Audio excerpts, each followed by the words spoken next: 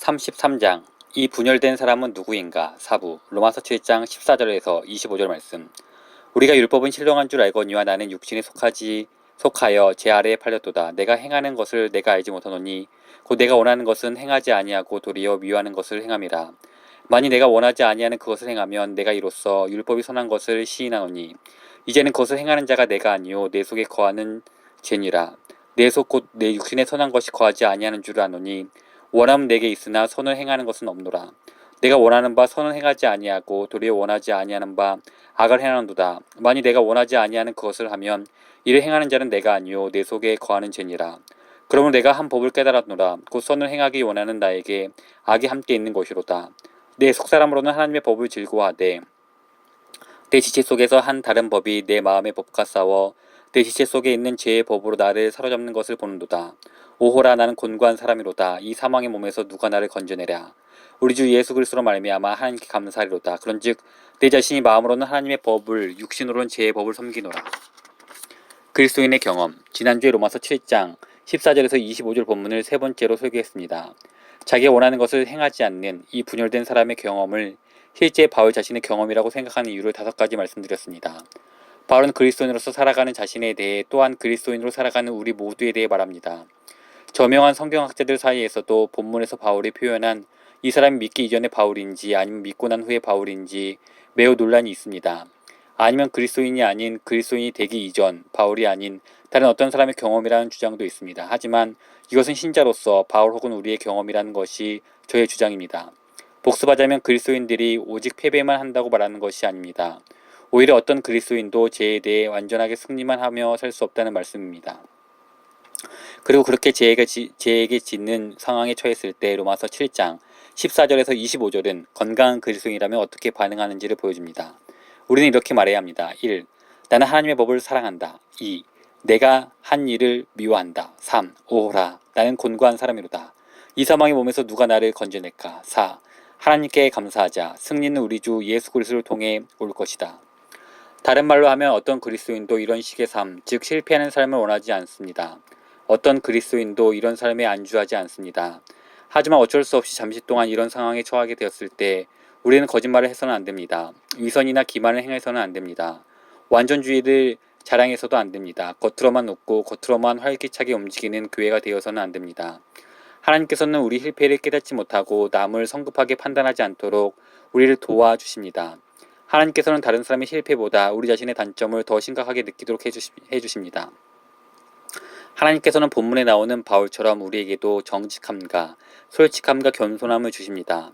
휴가 중에 윌리엄 윌버포스가 쓴 1797년의 출간된 책을 읽었습니다. 그는 영국에서 활동한 그리스도인이 정치가로서 수십 년간 노예제도와 맞서 싸웠습니다. 실천적인 기독교라는 책입니다. 저자가 전문 신학자가 아니라 정치가였다는 점을 생각할 때 정말로 예리하고 통찰력 있는 책입니다. 제가 이 책을 언급하는 이유는 윌버포스가 이 책에서 로마서 7장의 경험과 우리 안에 남아있는 부패와 타락에 대해 여러 번 말하기 때문입니다. 예를 들어 한 곳에서는 1790년대 영국 교회 대부분이 전혀 인식하지 못하던 인간의 본성적인 부패함에 대해 더 깊이 자각해야 한다고 주장합니다. 그에 대한 증거로서 그는 깨어있고 근면하고 자기를 부인하는 그리스도인이 하는 간증을 제시합니다. 윌버포스는 살면 살수록 이 확신이 강해진다고 말합니다. 그는 자신의 의도가 단순한지, 목적에 결함이 있는지, 생각이 짧은지, 이기심과 쓸데없는 욕망으로 가득한지, 의무에 소홀한지, 의무를 수행하면서 건태와 냉담함을 느끼는지를 매시간 돌아보게 된다고 말합니다. 그래서 끊임없이 이런 모습을 고백해야 한다는 의무감을 느끼고 자신 안에서 2가지 상반되는 원리가 충돌되고 있음을 느끼고 자신이 하려는 것을 할 수 없는 현실을 절감한다고 말합니다. 또 다른 곳에서는 그리스도 안에 있는 새 생명이라는 잠재적 원리가 자라나서 거룩함이라는 것에 영적으로나 도덕적으로 냉소적인 이 세상 속에서 열매를 맺어야 한다고 주장합니다. 미네소타에서 복숭아 나무를 키우는 것과 비슷합니다. 그리스도인의 삶에는 열매가 있을 것입니다. 하나님은 그 열매가 있게 하실 것입니다. 하지만 그동안 그리스도의 종들은 이 세상을 살아가면서 자신에게 남아있는 불완전함에 대한 부끄러운 기억들을 많이 갖게 될 것이고 하고자 하는 일을 할 수 없다는 고백을 날마다 하게 될 것입니다. 교만과 절망 사이에서 균형 잡기. 이것이 대부분의 그리스도인들이 2000년 동안 이 본문을 읽고 해석해왔던 견해이고 또 제가 주장하는 견해입니다. 로마서 7장 14절에서 25절에서 바울은 진정한 그리스도인의 경험을 말합니다. 이 주장에 대한 논거로 지난주에 5가지를 말씀드렸는데 오늘 적어도 5가지를 더 말씀드리겠습니다. 제가 이렇게 논거를 많이 말씀드리는 이유는 우리를 훌륭한 논쟁가로 만들기 위해서가 아닙니다. 훌륭한 논쟁가들은 종종 자만심이 강해서 자아를 위해 논쟁에서 이기려고만 합니다. 저의 의도는 우리가 그리스도인으로서 진짜 어떤 상태에 있는지 알도록 하기 위함입니다. 또한 죄를 이길 수 있다는 교만한 전제와 이 생에서는 완전해질 수 없다는 절망 사이에 있는 위험한 길을 걸어가도록 하기 위함입니다. 교만함에서 겸손으로, 절망에서 소망으로 우리를 이끄는 것이 제 목표입니다. 로마서 7장이 말하는 성경적 현실주의는 한편으로는 도덕적 교만으로부터 또 한편으로는 비도덕적 절망으로부터 우리를 구하려는 목적이 있습니다. 로마서 7장은 이 줄타기에서 균형을 잡도록 도와줍니다. 그럼 지난주에 마친 부분에서 시작하겠습니다. 5번째 논거는 베드로의 예를 통해 바울이 진짜 그리스도인의 경험을 말하고 있음을 보여줍니다. 그리스도를 3번 부인함으로써 베드로가 비참하게 실패했다는 사실을 우리가 다 아는 내용입니다. 베드로는 자신이 하고 싶었던 일을 하지 않았습니다. 그리고 이때 슬피 울며 로마서 7장 24절에서 나오는 오호라 나는 곤고한 사람이로다와 비슷한 말을 했을 거라고 충분히 짐작할 수 있습니다. 하지만 바울이 갈라디아서 2장에서 언급한 듯 베드로가 몇 년 후에 똑같은 방식으로 또 실패했다는 사실은 모르는 분들이 있습니다. 이때는 부활하신 그리스도를 만난 후였고 오순절이 지나고 성령 충만을 여러 차례 경험한 후였습니다. 이때 베드로가 저지른 실패는 바울이 공개적으로 책망할 정도로 심각한 것이었고 바울은 온 세상에 읽도록 이 일을 편지에 기록해 두었습니다. 그리스도 안에서 자유함을 경험한 유대인으로서 베드로는 안디옥에서 이방인들과 함께 먹었습니다. 그때 그리스도인의 자유함을 이해하지 못하는 몇몇 엄격한 유대 그리스도인들이 예루살렘에서 왔습니다. 바울은 갈라디아서 2장 12절에서 이렇게 말합니다. 그들이 오매 그가 베드로 할례자들을 두려워하여 떠나 물러가매 두려움이라는 죄에 주목하십시오. 예수님이 재판받으실 때 베드로를 패배시켰던 동일한 죄입니다. 수년이 지났는데도 베드로는 여전히 그 죄와 싸우고 있었습니다. 로마서 7장이 말하는 바로 그 상태입니다. 위대한 성도이자 사도도 잠시나마 죄에 패배합니다. 바울은 그 결과가 끔찍하고 복음 자체가 위태로워졌다고 말합니다. 13절입니다. 남은 유대인들도 그와 같이 외식함으로 바나바도 그들의 외식에 유혹되었느니라. 저는 이렇듯 바울이 베드로의 예를 통해 내가 원하는 바 선은 행하지 아니하고 도리어 원하지 아니하는 바 악을 행하는도다라는 로마서 7장의 경험으로 의미한 바 그리스도인이 되기 전의 경험이 아니라 그리스도인으로서 실패한 경험이라는 것을 훌륭히 보아줬다고 주장했습니다. 이것이 지난주에 살펴본 5번째 논거입니다. 이제 6번째 논거도 갈라디아서 말씀에서 살펴보겠습니다. 논거 6. 분열된 우리 6번째 주장은 다음과 같습니다. 갈라디아서 5장 17절에서 바울은 로마서 7장과 매우 유사한 표현을 사용하는데 이 갈라디아서의 내용은 그리스도인의 경험을 말하는 것으로 모두가 동일하다는 점입니다. 갈라디아에서 바울은 성령을 받았지만 그들 안에 또 다른 힘이 역사하는 그리스도인들에 대해 말합니다. 바울은 그 또 다른 힘을 육체라고 부릅니다. 17절에 이렇게 말합니다. 육체의 소욕은 성령을 거스리고 성령 육체를 거스르나니 이 둘이 서로 대적하므로 이제 로마서 7장의 말이 여기서 나옵니다. 너희가 원하는 것을 하지 못하게 하려 함이니라. 이 점을 주의 깊게 보십시오. 바울은 여기서 단지 영이 육체를 거스르고 육체가 영을 거스르는 것에 대해 말하는 게 아닙니다. 우리는 그 싸움이 일어나는 것을 지켜보는 무관한 구경꾼처럼 말하지 않습니다. 바울은 로마서 7장에서 했던 일을 이곳에서 마찬가지로 하고 있습니다. 그래서 분열된 우리에 대해 말하는 겁니다. 갈라디아서 5장 17절 끝에서 바울은 말합니다. 너희가 원하는 것을 하지 못하게 하려 함이니라. 우리는 이것을 원합니다. 그런데 다른 것을 행합니다. 뜻이 나누어 있습니다. 로마서 7장이 말하는 경험과 동일한 경험이라고 생각합니다. 갈라디아에서 이 경험은 성령을 소유한 그리스도인의 경험입니다. 따라서 로마서 7장도 그리스도인의 경험이라는 주장이 성립됩니다. 논거 7. 죄, 뇌의 주인 7번째로 저의 주장이 동의하지 않는 가장 강력한 반박에 대해 답해보려 합니다. 바울이 여기서 그리스도인의 경험을 말하는 것이 아니라는 주장의 가장 강력한 논거는 로마서 7장 14절 후반부 말씀을 근거로 제시합니다. 여기서 바울은 나는 육신에 속하여 제 아래에 팔렸도다 라고 말합니다. 진짜 그리스도인이라면 이런 말을 할 수 없다는 주장입니다.